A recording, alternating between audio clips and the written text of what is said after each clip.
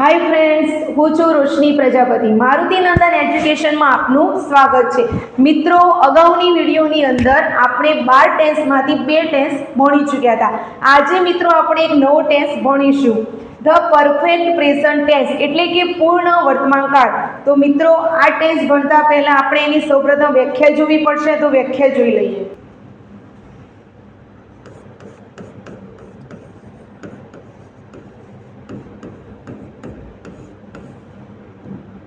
तो जे क्रिया नजीकना भूतकाळनी अंदर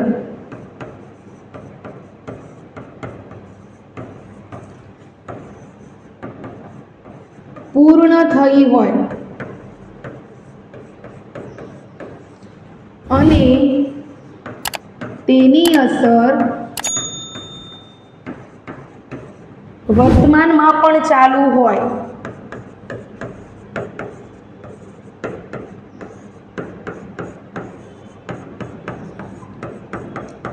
तेवी तमाम क्रियाओने दर्शावा माटे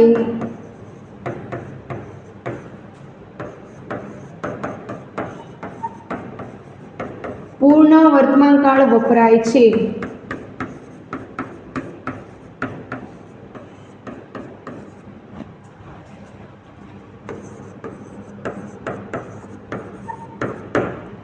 जो मित्रों, आनी व्याख्या एवी छे कि जे क्रिया नजीकना भूतकाळनी अंदर पूरी थई होय अने एनी असर अत्यारे वर्तमानमां पण चालू होय तो तेवी तमाम क्रियाओने दर्शाववा माटे पूर्ण वर्तमानकाळ वपराय छे। हवे मित्रों, आपणे एनी सौथी पहेला वाक्य रचना जोईए। आपणे अगाऊना टेन्सनी अंदर एनी हकार वाक्य रचना, नकार वाक्य रचना अने प्रश्नार्थ वाक्य रचना भणी चूक्या हता। आजे पण आपणे आ टेन्सनी सौ पहेला हकार वाक्य रचना जोईए।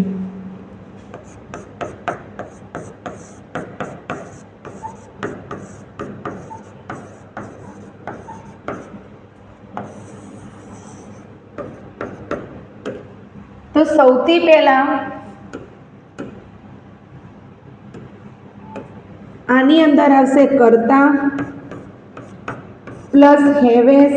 कर्ता ना आधारे तमारे हेवेस मूकवानुं रहेशे प्लस क्रियापदनुं भूतकृदंत रूप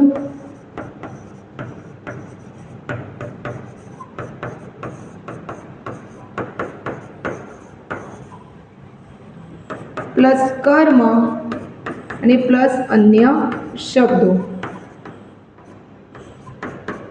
આ હતી હકાર વાક્ય રચના।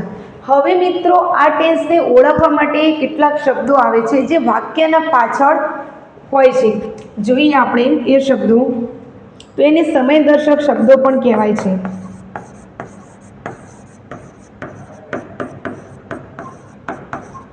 અથવા તો વાક્યને ઓળખવા માટેના શબ્દો। तो एमां जोईए, सौथी पहला आवशे रिसेंटली,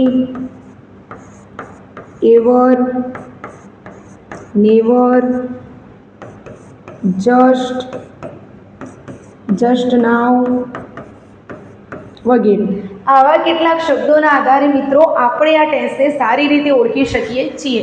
हवे मित्रों, आ टेन्सने हजू सारी रीते समजवा माटे आपणे थोड़ा एक्जाम्पलनो अभ्यास करीशुं, जे तमारा वाक्य रचनाना आधारे एना जवाबो लखवाना रहेशे। तो सौथी पहेला आपणे जोईए एक्जाम्पल।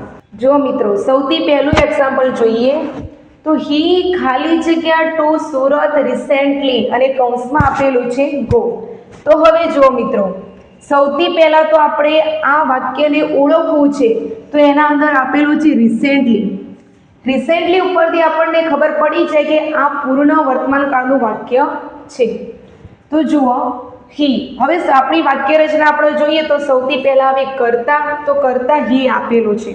બીજું આવે હેવેસ, તો હેવેસ આપણે શાના આધારે મૂકવાનું? કર્તાના આધારે। તો ही ના જોડે શું વપરાય મિત્રો? હેઝ વપરાય। તો અહીંયા મૂકી દઈએ આપણો હેઝ।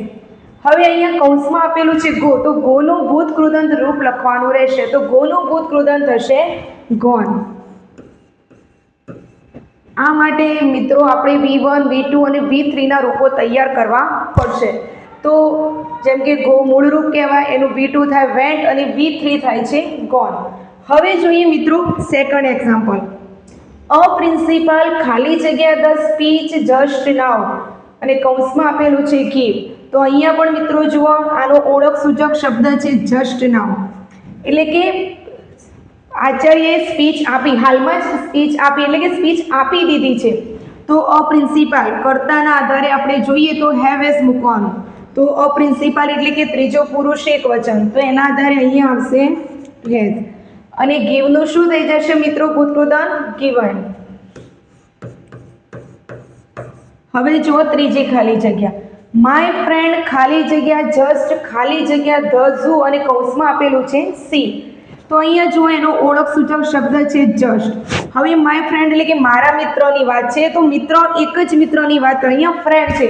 જો મિત્રો ફ્રેન્ડ્સ હોય તો પાછું બહુવચન કહેવાય, પણ આ છે ત્રીજો પુરુષ એકવચન, જેના આધારે અહીંયા આવશે હેઝ. હવે આ છે એની બીજી ખાલી જગ્યા. તો અહીંયા સી આપેલું છે, તો સી નું ભૂતકૃદંત શું થાય મિત્રો? સીન. હવે જુઓ નેક્સ્ટ. ધ બોયઝ ખાલી જગ્યા ધ ક્લાસ રિસેન્ટલી અને કૌંસમાં છે લીવ, એટલે કે છોકરાઓએ હાલમાં જ ક્લાસ છોડી દીધો. લીવ એટલે છોડવું. તો અહીંયા જુઓ ઓળખ સૂચક શબ્દ આપેલો છે રિસેન્ટલી. હવે કરતા છે ધ બોયઝ, એટલે એક કરતા વધારે છોકરાઓની વાત થાય છે અહીંયા, એટલે કે ત્રીજો પુરુષ બહુવચન કહેવાય. તો ધ બોયઝ જોડે શું આવે મિત્રો? હેવ એસમાંથી લઈએ તો આપણે હેવ, અને લીવનું ભૂતકૃદંત થશે લેફ્ટ. હવે જો મિત્રો નેક્સ્ટ. આઈ ખાલી જગ્યા માય અંકલ જસ્ટ નાઉ, અહીંયા પણ ઓળખ સૂચક શબ્દ છે જસ્ટ નાઉ, અને કૌંસમાં આપેલું છે મીટ. તો અહીંયા જો આઈ કર્તાના આધારે જોઈએ તો અહીંયા શું આવશે? હેવ. આઈ જોડે શું વપરાય મિત્રો? હેવ. અને મીટનું ભૂતકૃદંત થઈ જશે મેડ. તો મિત્રો આ 5 એક્ઝામ્પલ આપણે જોયા હકાર વાક્ય રચનાના. હવે ફરી એકવાર એને જોઈ લઈએ. તો અહીંયા જો મિત્રો વાક્ય રચનાના આધારે સૌથી પહેલા કરતા હોય તો કર્તાના આધારે તમારે હેવ એસ મૂકવાનું. જેમ કે આપણે પહેલી ખાલી જગ્યામાં હી ના આધારે હેસ મૂકી લીધું, પછી ક્રિયાપદનું ભૂતકૃદંત રૂપ જેમ કે ગોનું વન મૂકી દીધું. એવી જ રીતે તમે જો સેકન્ડ ખાલી જગ્યામાં પ્રિન્સિપાલ એટલે કે કર્તાના આધારે આપણે હેસ મૂકી લીધું અને એનું ભૂતકૃદંત રૂપ એટલે કે ગીવનું ગિવેન મૂકી દીધું. હવે માય ફ્રેન્ડ એમાં પણ જો તમે કર્તાના આધારે આપણે હેવ એસ મૂકી લીધું અને હેસ આવે એમાં, પછી એનો ઓળખ સૂચક શબ્દ પણ જોતો અંદર. હવે જોઈએ આપણે એનું ભૂતકૃદંત રૂપ, તો સીનું સીન મૂકી દીધું. એવી જ રીતે મિત્રો જો ધ બોયઝ એટલે કે ત્રીજો પુરુષ બહુવચન કહેવાય, તો એની અંદર આપણે કર્તાના આધારે હેવ મૂકી લીધું અને એનું ભૂતકૃદંત રૂપ મૂકી દીધું લેફ્ટ. અને પાંચમી ખાલી જગ્યામાં જુઓ, એમાં પણ કર્તાના આધારે આપણે હેવ મૂક્યું અને ભૂતકૃદંત રૂપ જોઈએ મીટનું, તો મેડ થાય. મિત્રો ભૂતકૃદંત રૂપને શોર્ટમાં પાસ્ટ પાર્ટિસિપન્ટ પણ કહેવાય, એટલે કે એને શોર્ટમાં પીપી પણ લખાય છે. હવે જો મિત્રો પૂર્ણ વર્તમાનકાળની આપણે નકાર વાક્ય રચના જોઈએ. તો સૌથી પહેલા આવશે કર્તા પ્લસ હેવ એસ, જે આપણે કર્તાના આધારે મૂકીએ છીએ. હવે આ નકાર વાક્ય રચના છે એટલે પછી આવશે નોટ પ્લસ એનું ભૂતકૃદંત રૂપ એટલે કે પાસ્ટ પાર્ટિસિપન્ટ, એટલે અથવા શોર્ટમાં લખીએ તો પીપી પણ એને લખાય, પ્લસ કર્મ અને પ્લસ અન્ય શબ્દો. હવે મિત્રો આપણે એના એક્ઝામ્પલ જોઈએ. જુઓ મિત્રો, હવે સૌથી પહેલા જોઈએ આપણે પહેલું એક્ઝામ્પલ. તો શી ખાલી જગ્યા નોટ ખાલી જગ્યા હિયર એટ અને કૌંસમાં છે કમ. તો મિત્રો પહેલા તો આ વાક્યને આપણે ઓળખીએ કે આ કયા કાળનું છે. તો એટ આપેલું છે, જેના ઉપરથી ખબર પડી કે આ પૂર્ણ વર્તમાન કાળ છે. તો હવે જો મિત્રો વાક્ય રચનાના આધારે તો સૌથી પહેલા કર્તા આવી ગયો. હવે હેવ એસ મૂકવાનું રહેશે. તો શી કયો પુરુષ કહેવાય? ત્રીજો પુરુષ એકવચન, જેના આધારે આપણે મૂકીએ હેઝ. હવે નોટ પણ આવી ગયું છે અને પાસ્ટ પાર્ટિસિપન્ટ એટલે કે એનું ભૂતકૃદંત રૂપ મૂકવાનું રહેશે. તો કમનું ભૂતકૃદંત રૂપ થશે કમ જ થાય. હવે જુઓ સેકન્ડ. માય અંકલ ખાલી જગ્યા નોટ ખાલી જગ્યા અ ન્યૂ હોમ યેટ અને કૌંસમાં છે સેલ. તો જુઓ મિત્રો માય અંકલ કર્તા કહેવાય, કર્તા આવી ગયા, પછી હેવ એસ મૂકવાનું. તો માય અંકલ ત્રીજો પુરુષ એકવચન, જેના આધારે અહીંયા આવશે હેઝ. હવે નોટ પણ આવી ગયું અને હવે એનું ભૂતકૃદંત જોઈએ તો સેલનું ભૂતકૃદંત થશે સોલ્ડ. એવી રીતે આપણે નેક્સ્ટ જોઈએ તો ધ પોલીસમેન ખાલી જગ્યા નોટ ખાલી જગ્યા થીફ યેટ અને કૌંસમાં આપેલું છે કેચ. કેચ એટલે કે પકડવું. તો ધ પોલીસમેન તો ત્રીજો પુરુષ એકવચન કહેવાય. તો જેના આધારે અહીંયા આવશે હેઝ અને કેચનું થઈ જશે પાસ્ટ પાર્ટિસિપન્ટ કોટ. હવે જુઓ નેક્સ્ટ, ક્રીના ખાલી જગ્યા નોટ ખાલી જગ્યા લેસન નંબર 1 અને કૌંસમાં છે લર્ન. તો ક્રીના કર્તાના આધારે આપણે મૂકીએ તો હેઝ આવે અને લર્નનું થઈ જશે લર્ન્ડ. હવે જુઓ પાંચમું, ધ ડ્રામા ખાલી જગ્યા નોટ ખાલી જગ્યા એટ અને કૌંસમાં છે બિગિન. તો અહીંયા ડ્રામા એટલે એક જ નાટકની વાત કરવામાં આવેલી છે, તો એક જ છે જેના કારણે અહીંયા આવશે હેઝ અને બિગિનનું થઈ જશે બિગન. તો આ હતા મિત્રો નકાર વાક્ય રચનાના થોડા એક્ઝામ્પલ જોયા. હવે ચાલો ફરી એકવાર એને જોઈ લઈએ. તો કર્તાના આધારે જોયું તો શી કર્તાના આધારે આપણે હેવેસ મૂકી લીધું, તો હેઝ આવતું હતું અને એનું પાસ્ટ પાર્ટિસિપેન્ટ રૂપ મૂકી લીધું કમનું. એવી રીતે સેકન્ડમાં જો માય અંકલ ત્રીજો પુરુષ એકવચન હતું જેના આધારે હેઝ મૂક્યું અને એનું ભૂતકૃદંત રૂપ મૂક્યું તો સોલ્ડ.